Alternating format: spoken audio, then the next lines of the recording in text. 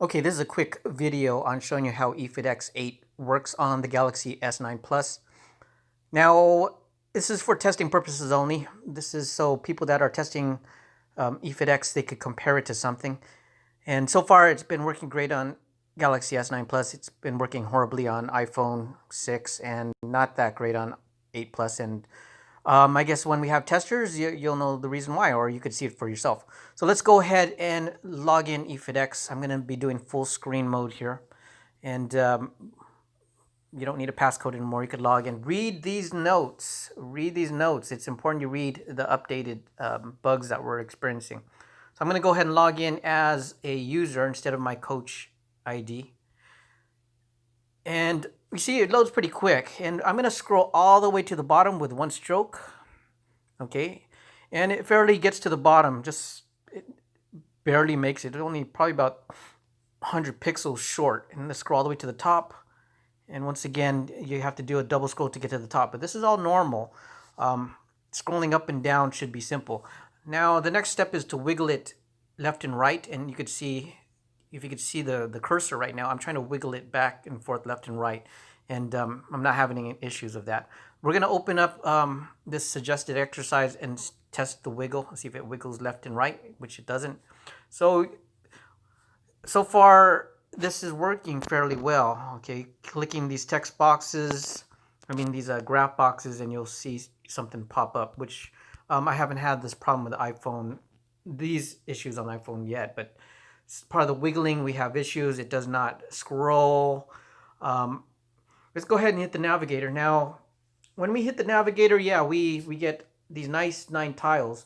iPhone 8 Plus, you will get the tiles as well, displayed just like this. However, on iPhone 6, you will not get 3 rows or 3 columns. You'll get only 2 columns because it's a smaller screen. Now, the problem that we're having is I think Apple prevented people from detecting their device. We could still write a script and detect operating systems, whether you're on iOS or Android or desktop. These are called user agents. However, we cannot distinguish iPhone 8 Plus and iPhone 6 Plus or iPhone 7 or iPhone 10 or XR. We cannot distinguish which device you're using from Apple. On Android as well. We only could determine what platform you're using, which is going to be a problem because iPhone 6s is a smaller screen. And the XS, the XR, the 8 Plus, those are bigger screens. And we're going to have a hard time rendering for every single device. So let's go ahead and close this navigator, and we're going to hit the weights. So the weights is up here. Let's press that. And it took about not even 2 seconds to load this page. On iPhone 6 Plus, it takes 13 to 15 seconds to load this page. And there's only 6 items on this page. So we have an issue on processor speed, or it could be a possibility of Safari not being updated with ECMA scripts, which is a JavaScript standard that is set by the World Wide Web Consortium. So let's go ahead and go to tomorrow's date. And then I'm going to go back and let's see how many seconds it takes to load yesterday. So here we go. 1,000. See, not even 2 seconds. It took 1 second to load that. Let's do it again. Okay, about 1 second. You do this on iPhone 6 Plus or 8, it takes forever. And it's because there's a lot to render. See, everything works fine on the Galaxy S9, on Android. Most Android devices won't have any problems. Sometimes this graph right here won't even show up on iPhone. It will disappear on you.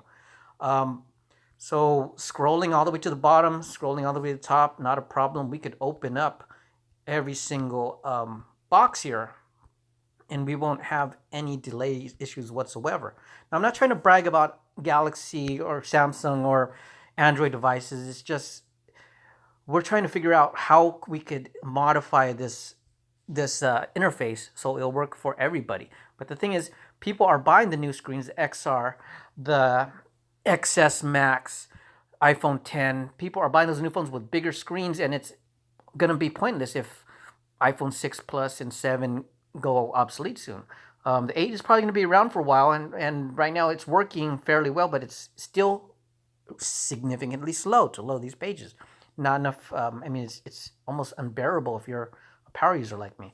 So when you search for something, you will still get the orange because don't mind the colors right now because EfitX will be color customizable. You'll be able to change any colors to what you want, and we will have customized themes for EfitX as well. So searching for something is not a problem.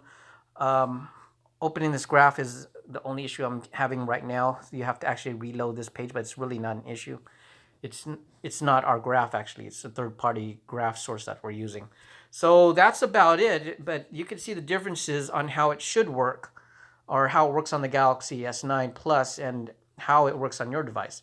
And so we need your help to figure out what bugs. We addressed a lot of the bugs, but if you could give us an idea of what the bugs are, we'll try and get to work on it.